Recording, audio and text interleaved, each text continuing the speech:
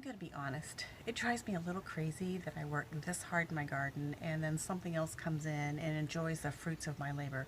So I'm trying my best to not use any pesticides or anything in my garden, and here are a few things that I'm using to keep pests out of my garden so I can eat my produce before they eat my produce. I'm trying to grow my channel, so if you could just drop down really quick and give me a thumbs up and subscribe to my channel, that would really help me grow my channel and I'd really appreciate it.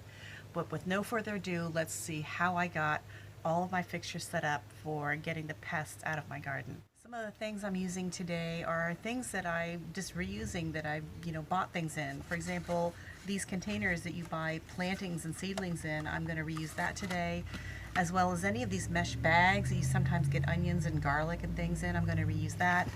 I'm also going to use something really inexpensive. It's a dollar store trash can as a cloche. And I am also going to reuse some of these clips. These are clips that you clip vines to trellises with.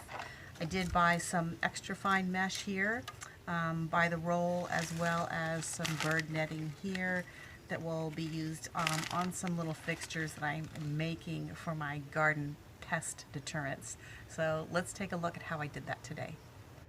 So these are $1 garbage cans that I got from the Dollar Tree. The holes here are a lot smaller so that hopefully something can't get its head in and eat my lettuce. So that's what I'm using for now. We'll see if it works. I also have them staked down. You'll see down here that I just used these little garden stakes and put them in the little holes to stake them down into my garden so they couldn't be lifted up.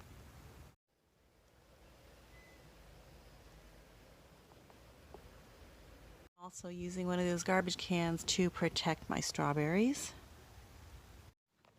I also had something that was eating my cabbage, so I've created this tent with these are tomato stakes and some of this sheer netting, and I put that over so that I could have some protection from bugs. And I've simply just used some of these clips that you clip the vines with, and I've clipped it on here to keep it down onto my container. So a little makeshift tent to try to keep the bugs off my cabbage.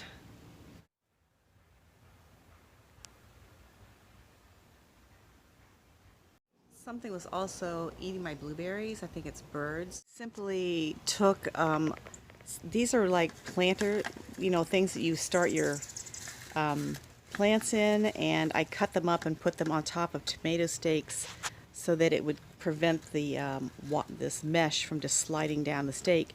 So it gives it a little bit of stability, and then this mesh now comes all the way down and covers my blueberries, and then again I just use these little clips to clip them all around and keep it nice and secure.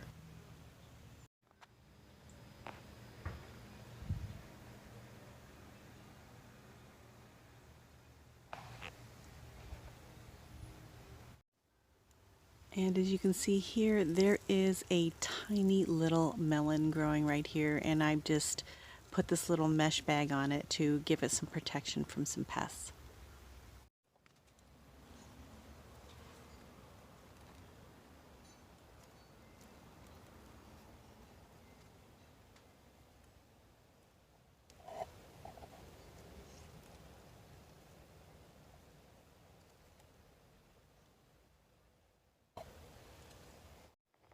And then I just simply wrap these tomatoes and use a little bit of twine to actually twisty tie to keep them on here, and this will help keep my tomatoes from getting eaten.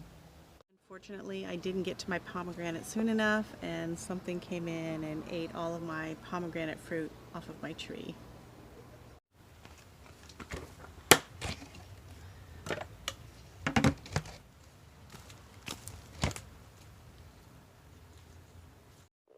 I love this Yeti garden stool because it's sturdy. It allows me to save my back and sit down on it while I'm working in my garden, and it is has all these trays in it. I'll put the link below for all the trays that actually fit in and nest in and hold a lot of my tools that I use in my garden. Thanks for joining me in my garden today. Again, if you could give me a thumbs up, I'd appreciate it. Until the next time, get outside, grow what you eat, and I'll see you in the next video.